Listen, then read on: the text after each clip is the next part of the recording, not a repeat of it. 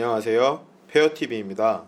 오늘 영상은 모든 초보자나 직장인분들이 쉽게 진입할 수 있는 온비드 공매 검색 방법에 대해 정리해 보겠습니다. 초보자분들이나 직장인분들은 부동산 투자에 대해 진입이 어려울 수도 있는데요. 부동산 투자를 하면서 제일 중요한 것은 부동산의 가치입니다. 물건이 좋은지 안 좋은지를 판단할 수 있는지가 제일 중요합니다. 그러므로 물건 검색을 많이 해서 좋은 물건을 찾아내는 게 필요합니다. 위쪽 상단에 부동산 메뉴가 있는데 클릭하시고 들어가시면 물건이라는 메뉴가 나옵니다. 부동산을 클릭하시면 물건 상세 보기 화면이 나옵니다. 그럼 하나하나 설명을 해드리겠습니다. 맨 처음 처분 방식, 전체, 매각, 임대로 나누어져 있습니다. 부동산을 매입을 하겠다고 하면 매각을, 부동산을 임대하고 싶다면 임대를 누르시면 됩니다. 물건명, 물건 관리 번호는 넘어가시면 되겠습니다. 두 번째로 입찰 기간 달력 클릭란이 있습니다.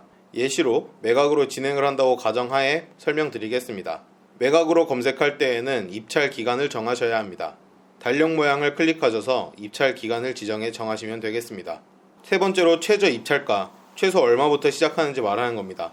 소액으로 투자를 원하시면 적은 금액부터 설정을 하시면 되고 여유가 있으시면 금액에 맞게 설정을 하시면 됩니다. 하지만 적은 금액이든 많은 금액의 물건이든 좋은 물건은 어디서 나올지 모르니 최저 입찰가는 전체로 설정을 하시고 물건을 보는 게 좋습니다. 네 번째는 용도 선택입니다. 보시면 토지, 주거용, 상가용, 산업용, 용도 복합 등등 쭉 내려보시면 여러가지 용도 물건들이 나와 있습니다. 토지를 누르시면 토지의 종류가 나오며 주거용을 클릭하시면 주거용의 용도가 나옵니다. 나 자신이 투자할 물건의 용도를 클릭하시면 됩니다. 다섯 번째로 소재지입니다.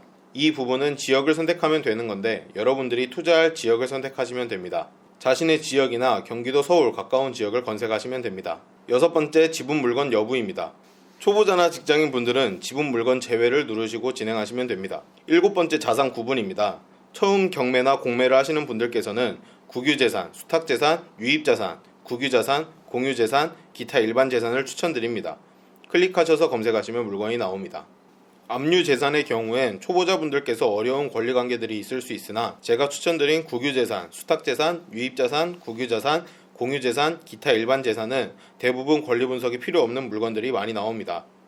그리고 대부분 관리하는 곳에 상담사와 전화통화를 하셔서 권리상의 문제 여부가 있는지 전화로만 간단하게 확인하실 수 있습니다. 처음 공매를 하시는 분들께서는 제가 추천해드린 물건들로 전화 한 통으로 해결할 수 있는 쉬운 물건부터 접근하도록 하시고 검색하시면 됩니다. 검색을 한번 해보겠습니다.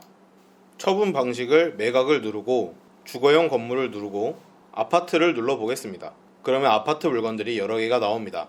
클릭을 하셔서 들어가시면 화면이 바뀝니다.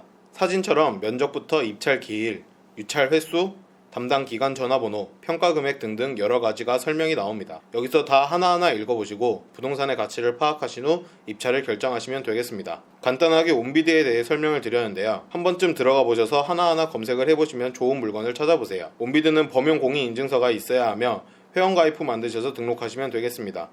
온비드 같은 경우에는 서울 아파트도 많이 나오며 국가 소유의 희망 리츠 아파트 여러 종류의 물건들도 많이 나옵니다. 그러므로 초보자분들께서는 압류 재산보다 제가 추천드린 방식의 재산을 이용하셔서 좋은 물건을 찾으시면 됩니다. 쉬운 물건으로도 수익을 만들 수 있으니 천천히 해보시길 추천드립니다. 권리상으로 대부분 문제가 없는 물건들로 쉽게 접근할 수 있어 추천을 해드렸으며 일반 매매가 아닌 내가 원하는 금액으로 가져온다면 더 큰 수익을 창출할 수 있을 겁니다.